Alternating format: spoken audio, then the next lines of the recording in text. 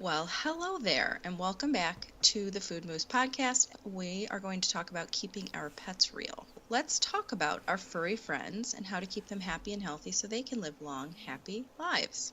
Miss P, what kind of Yes. fur balls do you have? We have a 3.5-year-old Alaskan Malamute. She's ginormous, but she's such a sweetie.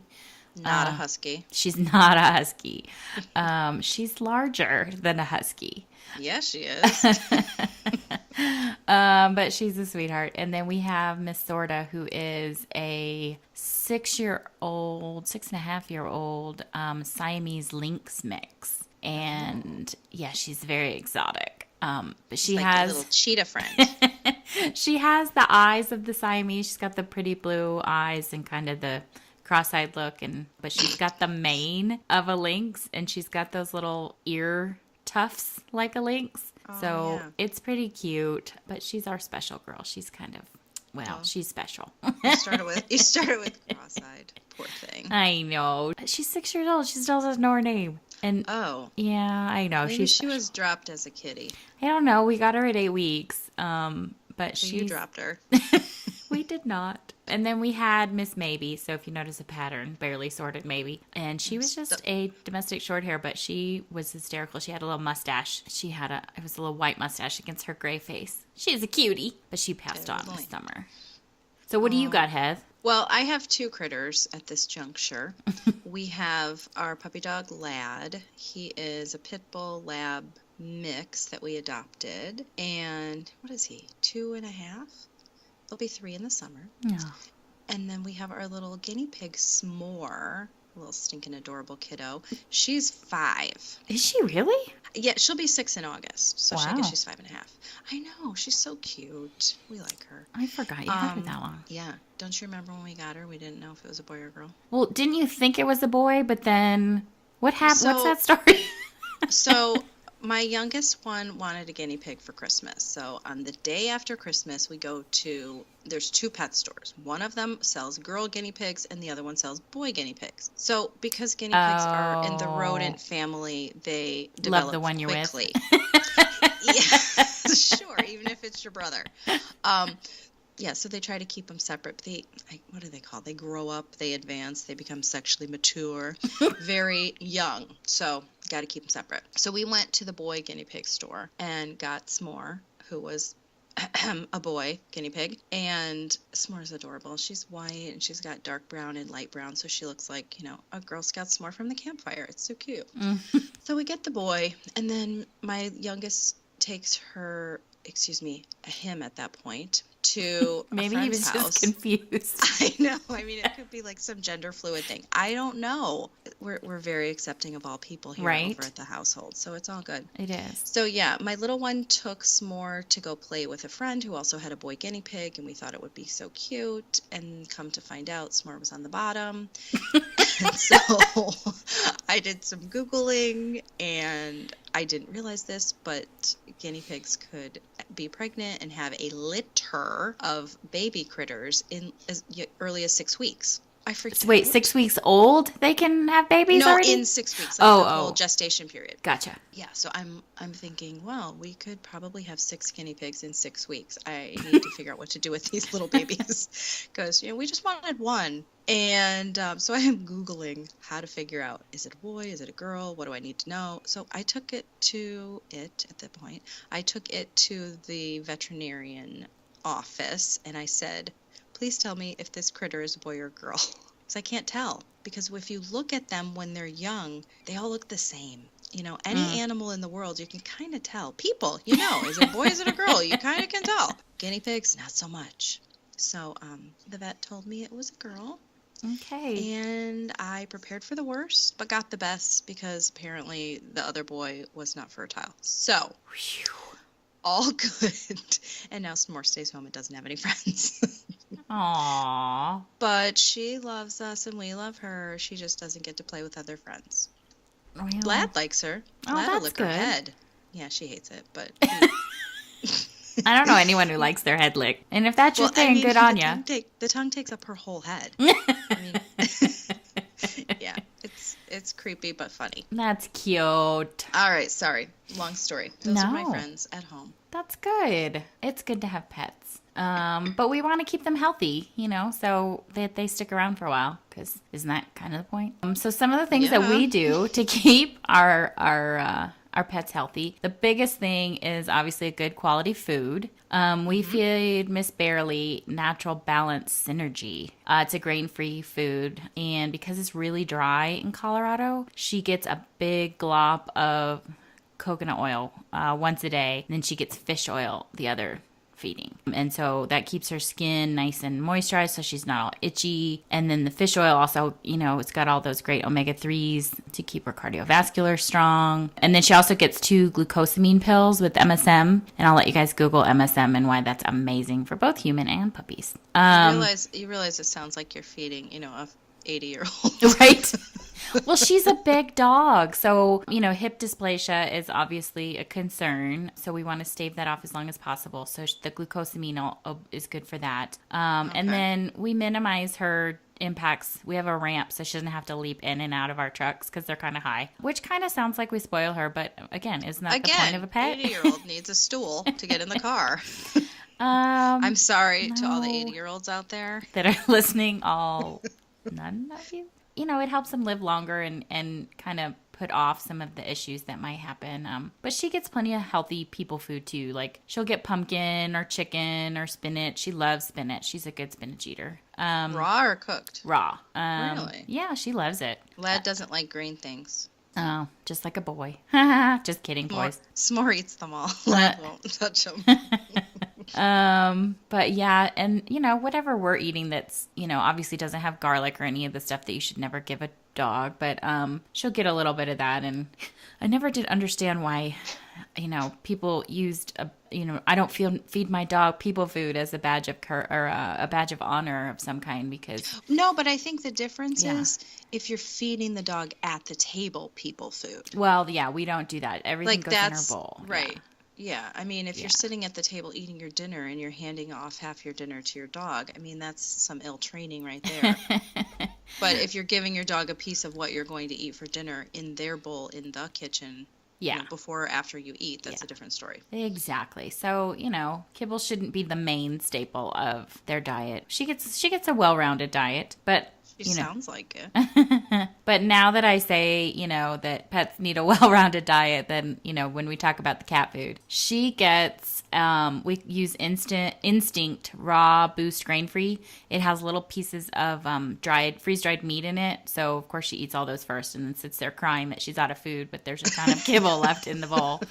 And I bet it smells good, too. Oh, yeah. But we try and keep both of the animals grain-free because that's really not what they eat in the wild. I mean, they'll eat some grass or flowers or something, or in our case, Barely likes to eat tree bark. I don't know what that's about, but I just read this book, and it was all taking place during the potato famine in Ireland. Mm-hmm. And so this girl is kind of walking around, and she's homeless, and I don't know why she's walking around, whatever. So she keeps seeing all these trees that have no bark up until like head level. And she's like, oh, I guess the bark is really good. I'm like, what? I mean, this is crazy. It's so sad. It's crazy. The people were eating the bark? The people were, well, it was the potato famine. They had nothing. All the potatoes turned into, mush, and it was gross, and there was no food, and nothing grew. And okay. Yeah, so they ate tree bark. So Barely is Irish. Well, maybe. All right. I don't know what the point is. I'm sorry. I just had to tell you. I guess she's taking that whole love of sticks to the next level. Sticks are delicious. Dogs do love them. Yeah.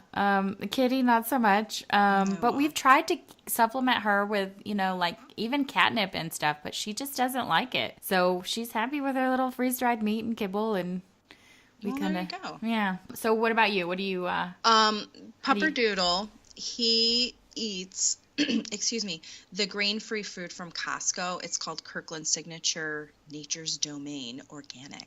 They have lots of different flavors, which does he like it? Does he not like it? I don't know. He just wants to eat them. So he eats, there's a chicken, there's a salmon, there's a beef. He'll eat any of them. We usually just get a different bag each time to, keep it lively in the house.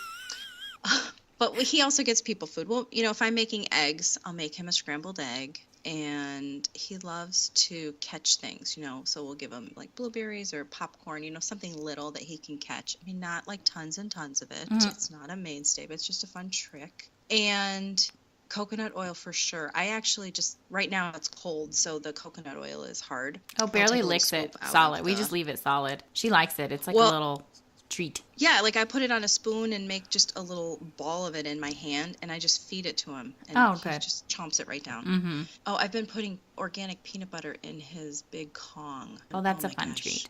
Oh, you would think that I gave him $1 million. It was so hilarious. It's funny what they love. Like throwing a ball of tinfoil and the cat will play for days. I mean, it's like, why am I buying cat toys? Well, we keep spending money on dog toys and the dog eats them like in days, so Kong makes this big tire. And I'm going, oh, well, it's made out of rubber like you would put on your car. This should last. Oh, yeah, a week, he's got it shredded.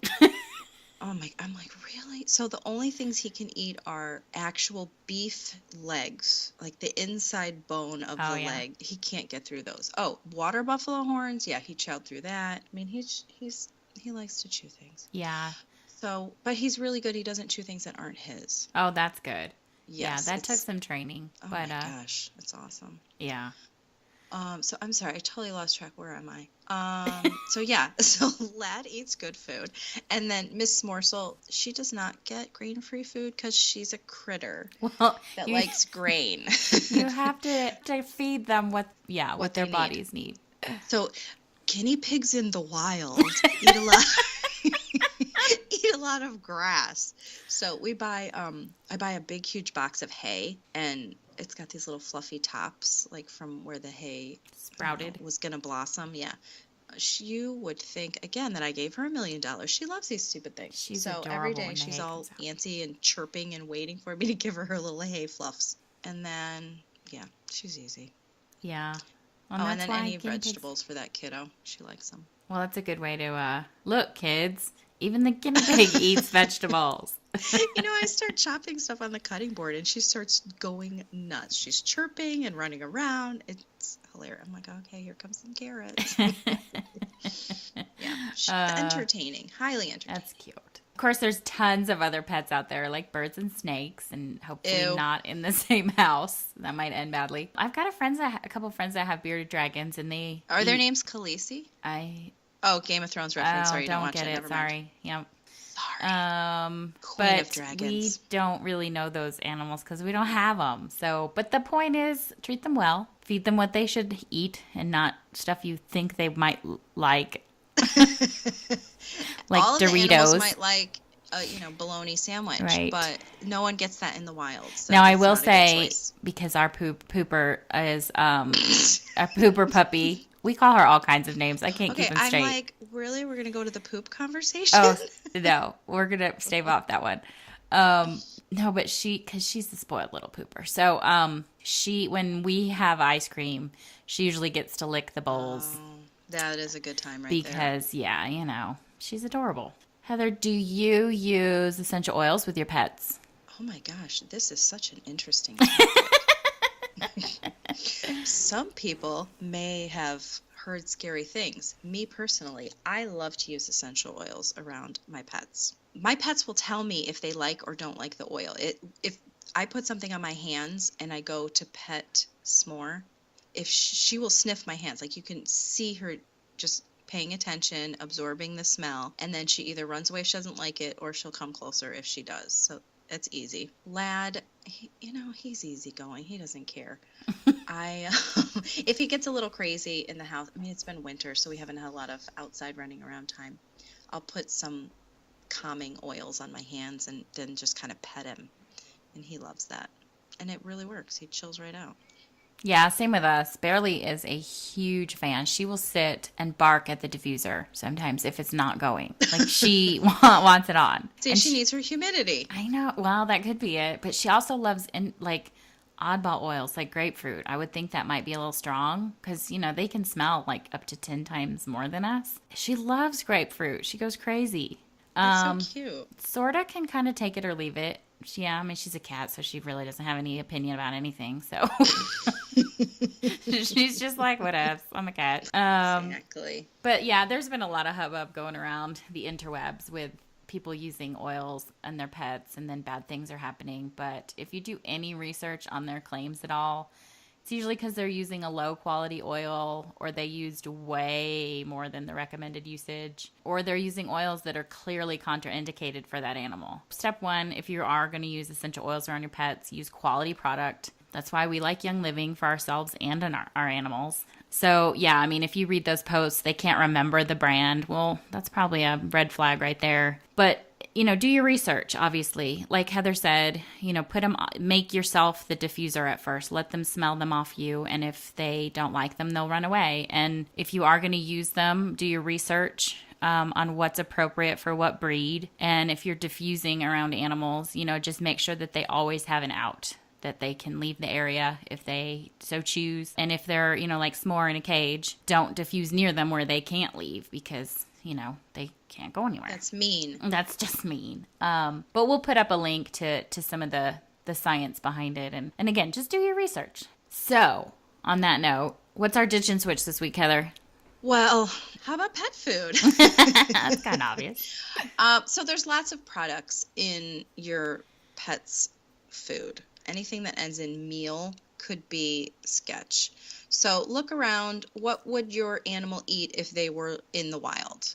Obviously, we all have domesticated, I don't say all of us, many of us have domesticated animals. So they've never been out in the wild, but they still have these instincts. So forever and ever and ever, a dog is going to want to eat meat. That's just the way that they're built.